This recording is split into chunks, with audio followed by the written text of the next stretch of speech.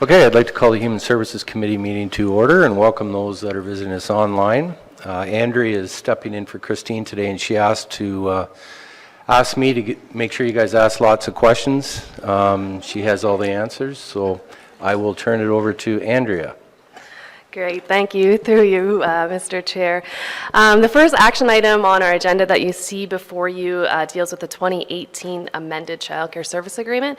The original service agreement came before you in April. That service agreement only included the fee stabilization dollars for the beginning part of the year. So the amended agreement just adds on additional fee stabilization dollars to cover April until the end of December 2018. Good, so there is the staff recommendation there. Do I have a mover and seconder for that recommendation? Moved by Ann, seconded by David. Are there any discussions on staff recommendation? Hearing none, all those in favor, opposed if any, that is carried. Thank you. So the action items on the human service agenda today deal specifically with quarterly updates and then two specific programs around investments in affordable housing. So Tanya has also joined us today if there is questions specific to this. So the first item is around the investment in affordable housing. It's an extension program. It is for information and awareness to let you know that there will be an RFP opening tomorrow that deals specifically with dollars funneled into the development of new rentals within the community. So this is a provincial and a federal initiative, so the dollars come through the Housing Services Division as the service system manager and then float out into the community. So we will be looking for proponents both from the private and from the not-for-profit sector to bid on that job and look at increasing the number of affordable housing units available in the community, and it aligns obviously with our long-term housing strategy. Good, thank you. Any questions, comments? Paul?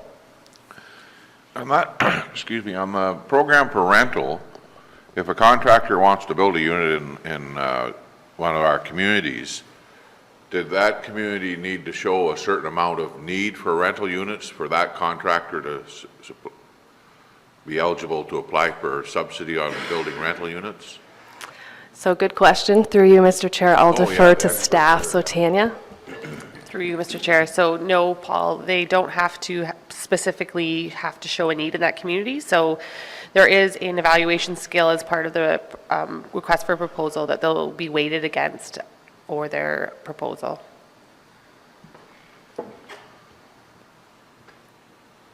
So that closes tomorrow. Have you? No, That opens tomorrow. Opens tomorrow. Opens tomorrow. Oh, that's different. Okay. Mike? Thanks, Mr. Chair. I know it opens tomorrow. Have you got any indication I suspect there's going to be lots of interest in this, is there? Have you had people talking to you about it? So I've had a number of phone calls regarding the proposal opening, and so the information was flowed to them that it would be opening tomorrow. We're hoping to have a number of proponents submit so that we have the opportunity to increase the affordable housing market. So I know one of our objectives is to cut the red tape, and I look at the applications. To me, it still seems a little onerous. Am I being... to me, because developers, and they're very busy. I guess the bigger ones have staff on payroll that can handle these applications, but to me, it's still a little too onerous. So I think this is something that's been brought up at many of the meetings across the province, and the ministry is about the guidelines and the specifics that have to be included in the proposal. So these programs have been in place for a number of years. So I'm hoping that as we move forward, there may be some of that is taken out of the guidelines. But for right now, it is what the guidelines are prescribing us to ask for. Kelly? Through you, Mr. Warden, the one area we do have a concern that we have a number of landowners that we're desperately trying to convert into land developers. And this is an area where we have to do something to facilitate that, because as Tanya has articulated, the ministry has mandated our requirements. So if we have to help, then that's what we're going to have to do. And I think another problem we have right now is there's only so many developers that are controlling a lot of the land. So if they choose not to get into it, then we have to find other people or other willing people to maybe develop in where they never thought of before. So just a comment, that's what we're seeing out there, so. Okay, anything else on that item? Hearing none, moving on. So the next information item on the agenda looks at the Social Infrastructure Fund. This is very similar to the item we just discussed. Similar program, dollars are coming to the Housing Services Division to flow out into the community. It looks at $281,675. This is also an RFP that will open tomorrow, and exactly the same goal is looking at new housing development, so new development or significant retrofit.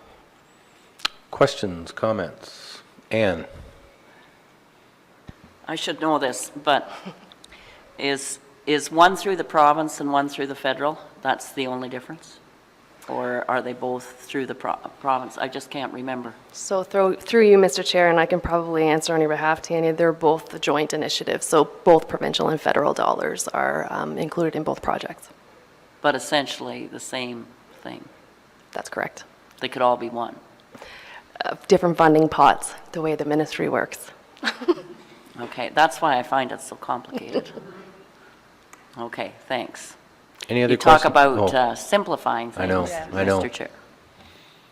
Other questions, comments? Moving on. So the next information item is just the first quarter report on the childcare fee subsidy update.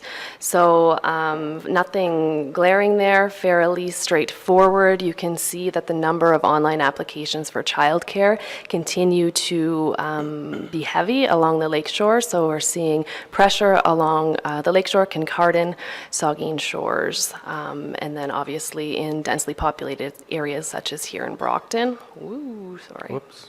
Going the wrong way. Slight increase to subsidy requests. We're up by 7% since year end in 2017. Staff is attributing that to some of our new partnerships with some of our for-profit operators, so taking on more children, more families requesting some subsidy supports, but nothing substantial. Something to note on this report that the staff and children's services have been working hard at developing and strengthening relationships with new program providers. So you'll see that we've confirmed a total of 212 additional childcare spaces in Q1, which is a feat in itself. So we have a number of capital build projects that are starting up in the next few months, and then service agreements that will start to come before you to provide additional access along the lake shore, so Saugeen Shores in particular. Questions, comments? Ann? Well, we were very fortunate to have one childcare expand to another location.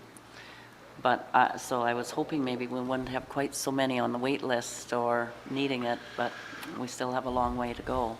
But it's like the affordable housing. We have to encourage people, and it's just hard at this time to, have appropriate space and have entrepreneurs willing to venture into that field. So keep up the good work if you can encourage anybody else. Thank you. To note on that, especially in the Kincardine area and in Port Algon, we have for the first time been looking at relationships with for-profit operators. So up until the last probably 6 months, our focus has been on partnerships with not-for-profits. So because of the demands in that area, we have been partnering with for-profit childcare operators. Now the ministry flows dollars to those operators in different ways. However, if we can bring them on purchase of service agreements, that allows us to flow subsidy dollars and support families for increased access, so that's a positive. Sorry, a follow-up question. So before, it was mainly nonprofit, like the schools or wherever. That's correct. So the That- not-for-profit operators that operate across Bruce County obviously are driven through a board of directors, usually a volunteer parent board of directors, where for-profits are obviously in business for themselves. So the ministry has prioritized partnerships and funding for not-for-profit operators. However, recently have realized that in areas, especially rural areas like ours, sometimes we have for-profit operators that do have significant space available for families to take children in. So we're looking at redefining those partnerships and relationships so we can increase access for families along the lakeshore and in So Inverrocks. if I heard you correctly, then the province is okaying this, but it's a newer thing for the province to okay. We go forward to seek special approval in order to increase our threshold, so the amount of dollars that we can flow to for-profit operators, which we have recently done. Okay, because I get that comment all the time. It's a concern for our younger families. Both parents want to work, but where can their children go, especially when they're so young? Yeah. Other comments? We are sharing this information, these reports with the Blue Water District School Board, are we? Good, because this sure solidifies what our thought process was in their accommodation review. So I think this really hits it home, because these little people are coming up into our systems, so, and there's going to be more coming.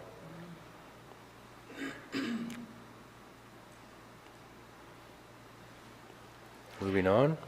So the last information item on the Human Services agenda is the Q1 report for the Housing Registry. So I may refer to Tanya to speak directly to this, if that's okay.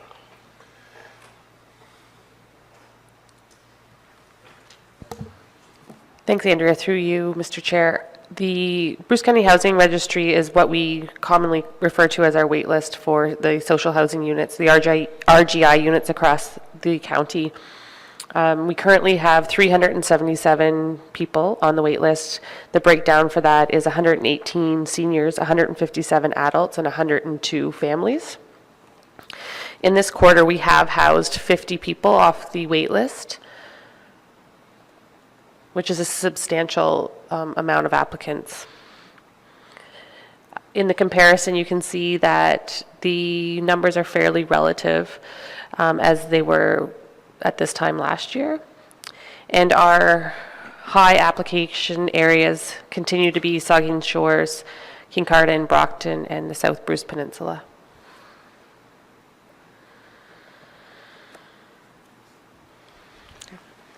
Comments, questions?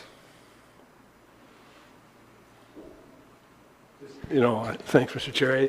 It's kind of, I know you do, it really is an opportunity, I think, for developers. When you look at this, two things that you've mentioned today, this RFP and these waiting lists, I think it's a great opportunity for developers if we can just match them together and show them where they need to be.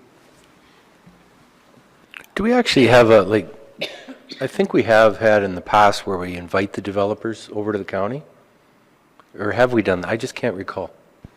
Through you, Mr. Chair, to you, we have had 2 developer sessions, and we're planning a third developer session, but it won't be till September, so there may be a need to proactively contact a couple of them to say this is available and what can we do to facilitate some applications. I think it's a great idea, especially the timing's there now. Mike? One more, thanks. We do have in Saugeen Shores, we've created a developers forum where we meet each quarter, and it's just staff, so it's really just, but it might be worthwhile to share, maybe you share these numbers with Jessica and our building department, because they meet with all our local developers quarterly, and it's really around issues that are important to the developers, important to the community. So, Milt? So, Kelly, you said you had 2 prior meetings, and what developed out of that, from those That's an meetings? oxymoron, eh, Milt? Pardon me? That's an oxymoron. What developed from the developers meeting? Okay, all right, yeah. Through you, Mr. Chair, mostly what we found was we received terrific feedback in terms of what parts of our process are preventing them from developing the lands. And so that's what precipitated a number of changes that were brought forward to you in the last year in the area of planning. The second area that we really noticed a big difference was in the industrial side. So had we not done that consultation, we wouldn't have been as successful in landing the suppliers in relation to the MCR project. On the housing side, we have not had a conversation, and to Mayor Mike's comment that we will take that under direction and provide detailed to all of your communities so that you can see where we'll marry the two together. Yeah. For developers, though, is there return there, or is there an incentive for them to become involved? Like, do they get a return? Is that a problem, or for the investment they make? So the ministry has changed some of the guidelines, so they have to charge affordable rents Yes. for the units that they use the money for. Yes, yes. But they don't have to build just affordable units. So they could build a development that had 6 affordable units and 10 market units. So they only would have to charge the affordable rents for the 6 affordable units. So there is an opportunity for return from those market units. But the money they receive for the affordable units, is that enough of an incentive to get them interested, or is it still not work out for them? I think part of that depends on who the developer is. So this year we had in the last 2 years, we've had 2 different projects. One was from a nonprofit, and the other was from the Bruce Peninsula Association for Community Living that's just finishing up a project now. I can see that area becoming involved in it, but the true developer. That's a good question. Do you want to answer that? If I may, Mr. Chair, what I would offer is we need to have those in-depth discussions with the developers, because all of them are capitalized at a different rate. What works for one may not work for another.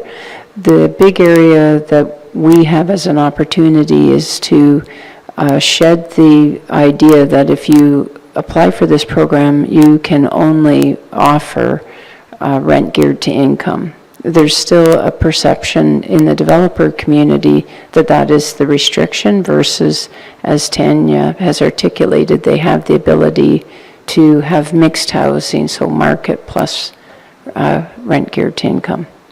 Yeah. I guess, as I said, the incentive, when you work it out in the long term, though, is it worth, does it make sense for them, or are they better off just to go build market rent?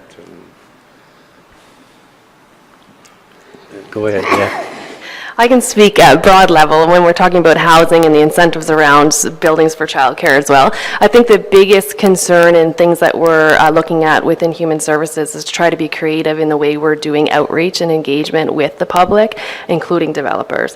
So looking at building awareness is really key for us. What we are finding is that there are folks in the community, whether they're developers or whether our own in the childcare realm, our childcare operators don't necessarily understand fully the role of the service system manager. So for us, that's really our first step, is to get out and start engaging the public so that they have a full awareness of what's involved with managing the housing and the childcare system, what our role is, what dollars are available, how the system works, and why it would be beneficial for them to pay back to the community. So at this point, we're looking at that fairly high level, and we will likely be coming forward with additional information in those areas in the coming months. Yeah, good, thank you.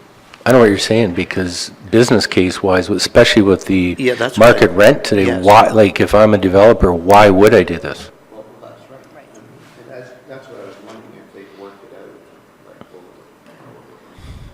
out. Janice? So, in this vein, if you have 10 developers that come and apply, would you spread this money out over 10, or would you pick 2 or 3 and give them a bigger pot so it is more worth their while to give them that capital boost? So since I've been here, we've never had to do that, but it is an option. This year, we had put out a request for quotation for someone to do the evaluation of the RFPs. So it really depends on what is what is submitted. This year, we did do a swap with our money, so we asked to take our 2017-18 money and put it into our 18 and 19 money, so the IH pot is 1.1 million instead of 500 and 500. So we did do that to increase the incentives for a bigger amount of money. Sure. So, Tan, you said you've had some interest in this already. Mm-hmm. So is it mainly nonprofits that are contacting you? Or is it a, It is a mix. Mix. So we've had nonprofits contact me. I've also had private developers. okay, well, that's good. And most of them are talking about mixed housing. Yeah.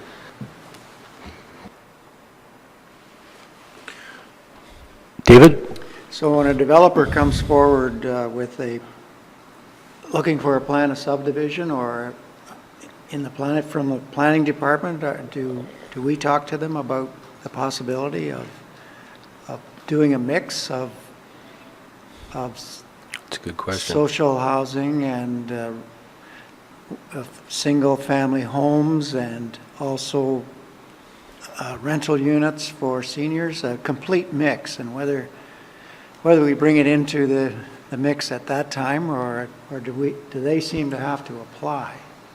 I know we've had some meetings in the past with Brockton. We've done that here from the county, came to Brockton and tried to get some developers on side, but I'm wondering at the planning level, does any of that take place? So through you, Mr. Chair, again, I would bring this back to, as a department, we're really looking right now at strategically how we're planning moving forward and linking commonalities across divisions. So we have talked considerably about tightening up on public policy and what is within the authority of the county in order to require of new developers in terms of housing, in terms of childcare. Right now, it's very high level, and again, it comes back to being creative about how we can look to solve our own community's concerns, and tighter public policy is definitely a piece of that. So again, it's very high level, but we have begun to have those discussions as to what would make sense from a county perspective. Through you, Mr. Chair, the planning staff generally will give and make a request of that nature. The one area where we plan in the next 12 months to take it to a higher level is planning staff have never felt comfortable due to knowledge to share what the details of the programs are, and now with the new programs they will start to refer people to the appropriate channels. Yeah. Good discussion. Any other comments? Hearing none? I think that's it. All right, motion to adjourn. Mike and Robert, all those in favor, opposed if any, that's carried. Thank you.